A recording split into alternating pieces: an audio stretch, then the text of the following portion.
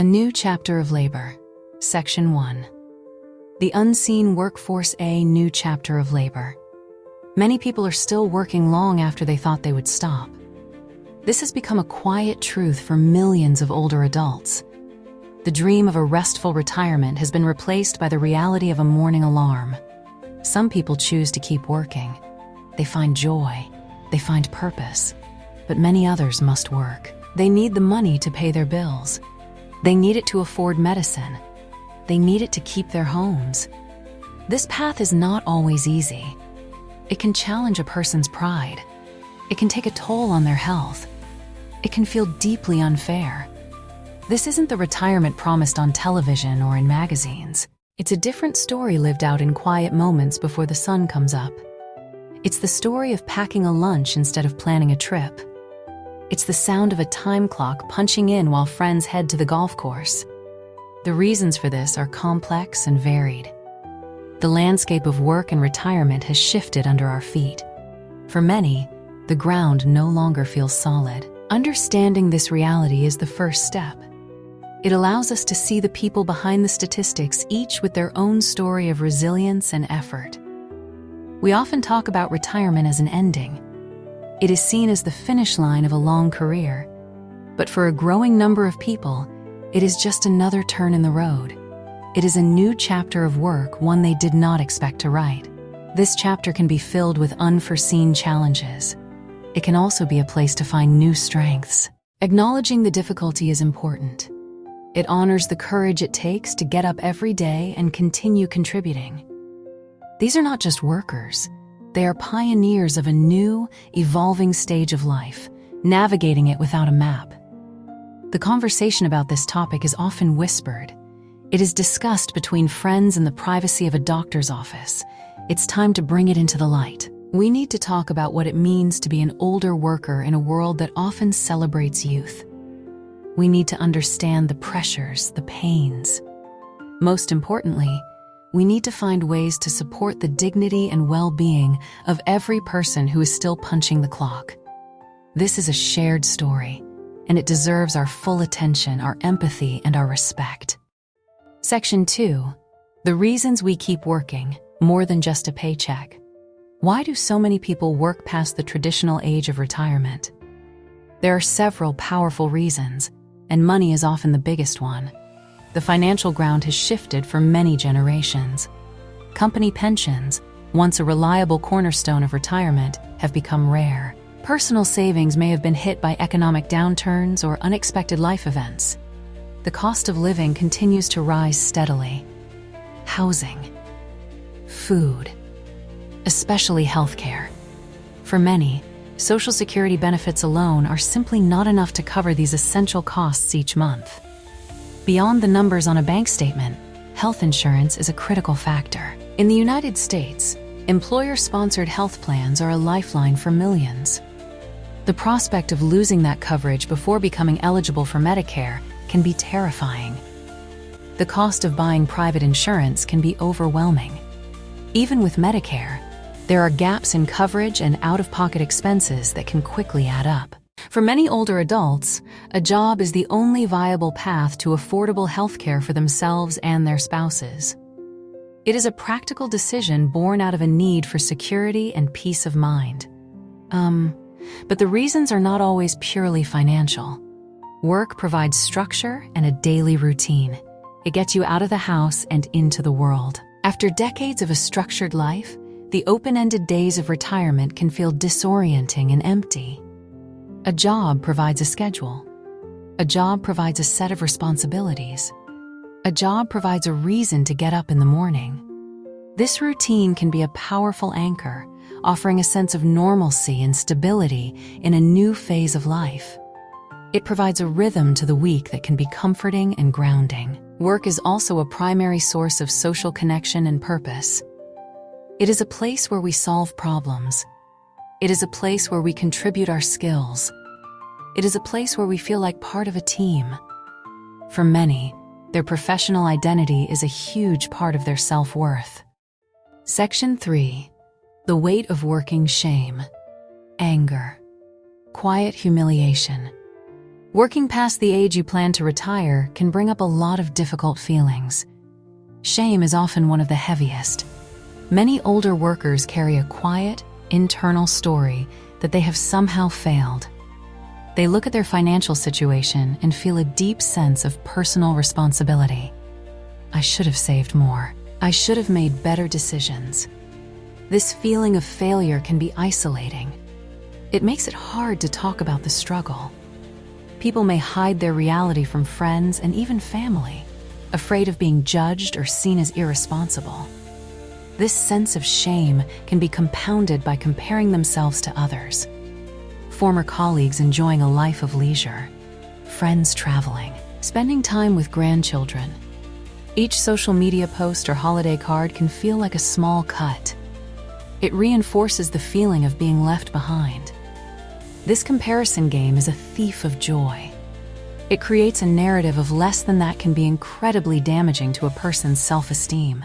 The internal critic gets louder, whispering that they did something wrong, whispering that their life is off track. Anger is another powerful emotion that often surfaces. This anger can be directed outward at a system that feels broken. Angry at former employers for cutting pensions. Angry at the government for inadequate social safety nets. Angry at the economy for wiping out their savings. It feels unfair that after a lifetime of hard work, they are still struggling to make ends meet. This righteous anger is valid. It comes from a sense of injustice, a feeling that the rules of the game were changed midway through.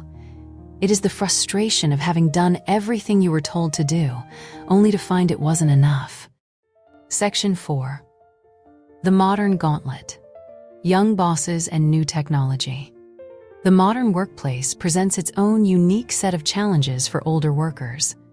One of the most common and difficult is navigating a relationship with a much younger boss. This can invert the traditional power dynamic that many older adults are used to. A manager who is the age of one's own child can create an awkward and sometimes tense environment. The younger boss may not know how to manage someone with decades more experience. They might feel intimidated, or they might overcompensate by being overly directive or dismissive of the older worker's insights. This dynamic can lead to feelings of being disrespected or devalued. An older worker's years of experience and institutional knowledge are immense assets, but a young manager might overlook them. The boss might communicate in ways that feel abrupt or impersonal, such as through short texts or unfamiliar slang. It can be painful when hard-won wisdom is ignored in favor of a newer, untested idea. The older worker might feel like they have to constantly prove their worth and relevance, which is an exhausting and demoralizing task.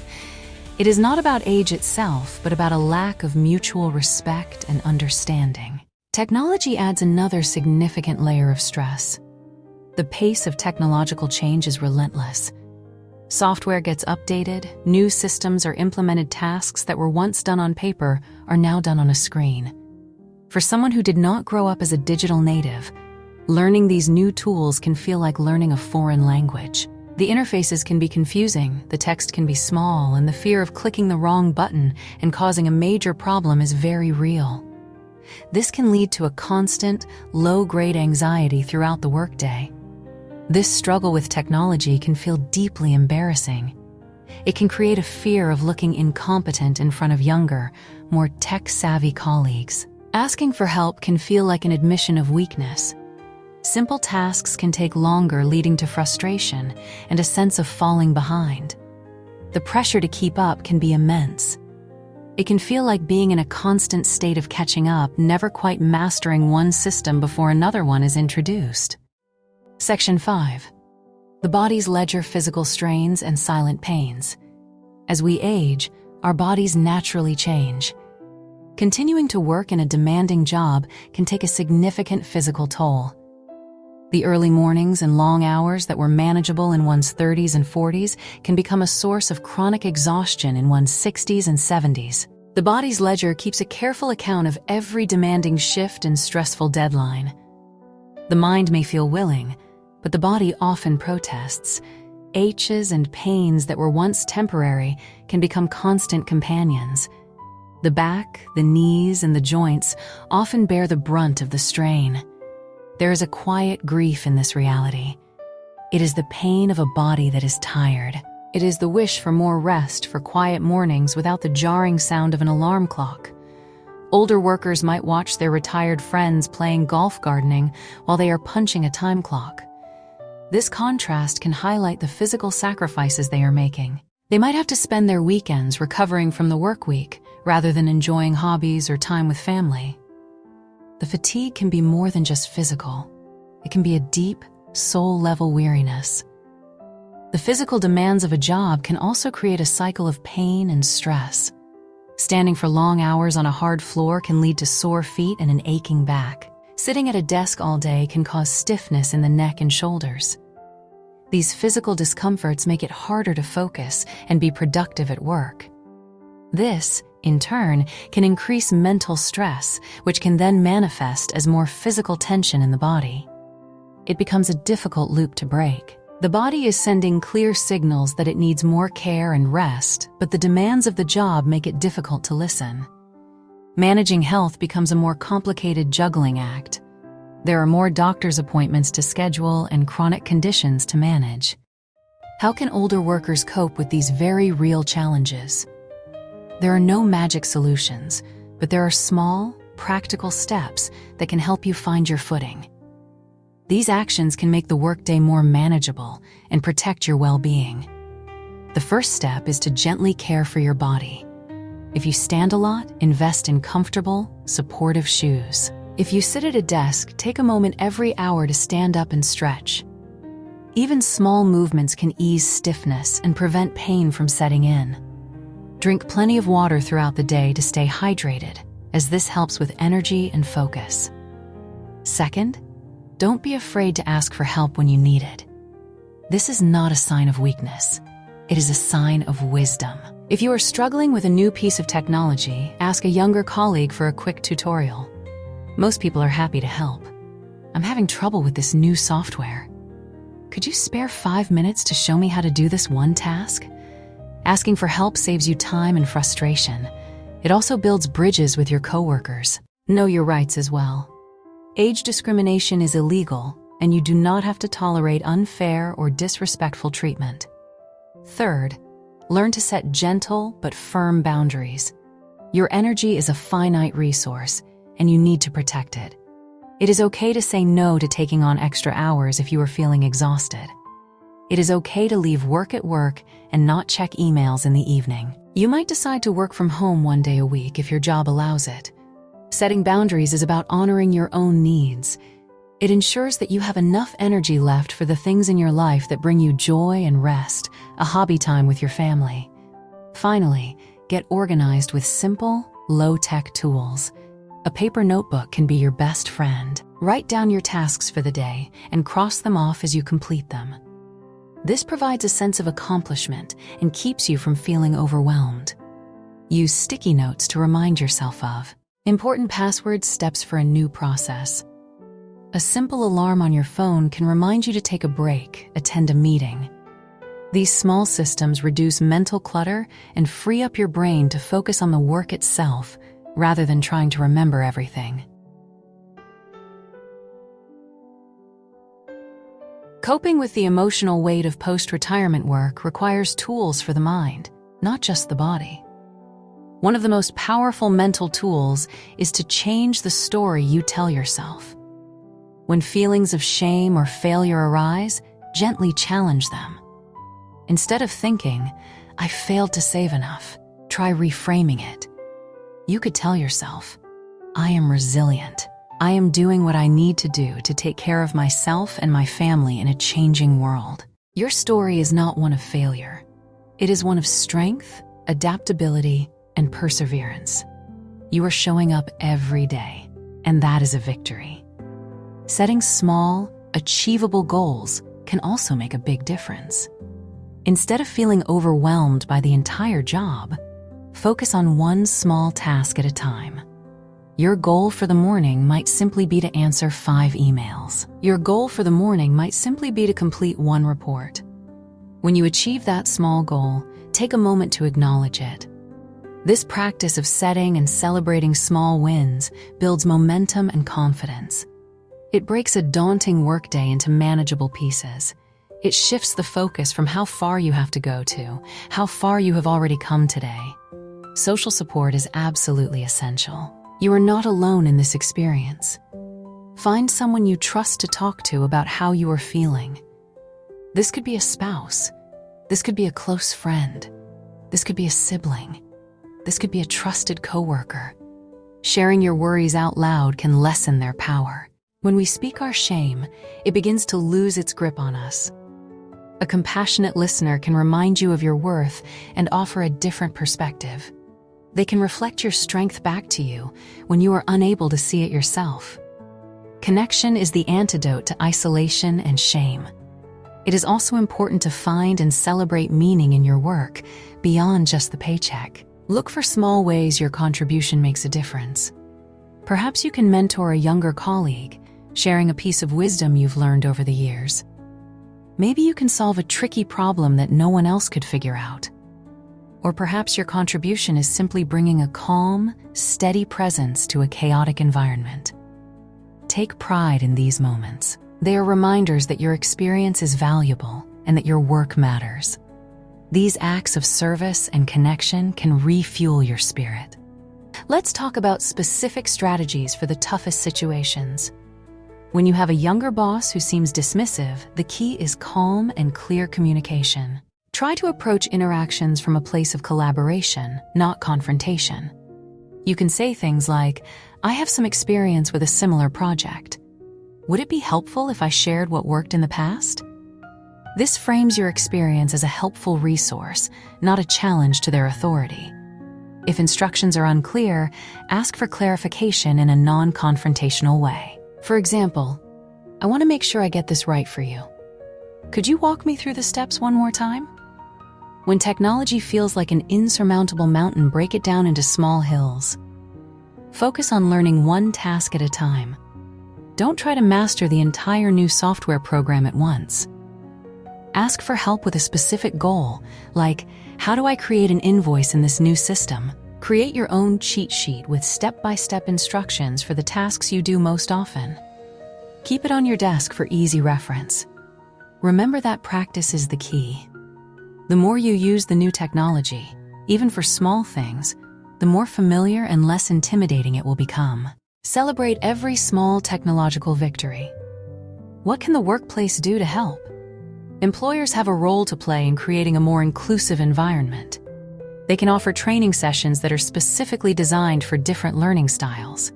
They can pair older workers with a tech buddy or a mentor who can provide one-on-one support. Clear, patient communication from management makes a world of difference. When rolling out a new system, leaders can provide hands-on workshops and printed guides. A workplace culture that values compassion and patience over speed will reduce shame and empower every employee to succeed. On those difficult Monday mornings when your body aches and your mind feels slow, be gentle with yourself. Try to structure your day to ease into the week. Start with a simple, routine task that you can do easily. Save the more demanding or complex work for later in the day after you've had a chance to warm up. Plan a small pleasure to look forward to, like a special coffee, a phone call with a friend at lunch, or listening to your favorite music on your break. If you are working past the age you had planned for retirement, it is essential not to lose hope. This season of your life may contain challenges you did not anticipate, but it also holds opportunities for growth, connection, contribution. You have a depth of experience that is irreplaceable. You have navigated decades of change. You have learned lessons in resilience. You have learned lessons in perseverance. Your presence in the workplace is a gift. Even on days it doesn't feel that way. Your wisdom and steady hand are needed now, perhaps more than ever. Remember to hold your head high. You have earned your place at every table. There is no shame in doing the work necessary to support yourself and your family. Your dignity is not defined by your job title. Your dignity is not defined by your bank account. It is inherent in who you are, a person of value, strength, and integrity. Protect that dignity by setting boundaries. Protect that dignity by asking for help. Protect that dignity by refusing to internalize negative messages about age or productivity. You have the right to be treated with respect. The path forward is built with small, intentional steps. Focus on what you can control. Control how you talk to yourself. Take a 5-minute stretching break. Reach out to a friend for support. These small actions, practiced consistently, add up. They build a foundation of resilience for difficult days. Work can become less of a heavy burden and more manageable. So, let's end with a small plan. This week, choose just one step. Create a cheat sheet for a new technology. Schedule a coffee with a trusted friend. Leave work on time every day. Commit to that one small action. Small actions lead to big changes. You are not walking this road alone. Many are walking it with you, and together, we can work to make this journey a kinder and more dignified one for everyone. God said in Psalm 92, "They will still bear fruit in old age. They will stay fresh and green." For more information, visit Givehopeandlove.com, digital section. You will find there more needed information. Thank you for listening.